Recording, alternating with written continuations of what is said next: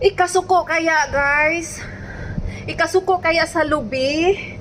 Kung ang palwa naso atong ilong?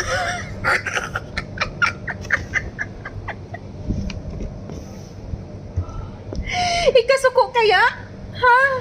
Ikasuko kaya sa lubi? Kung ang palwa nasa atong ilong?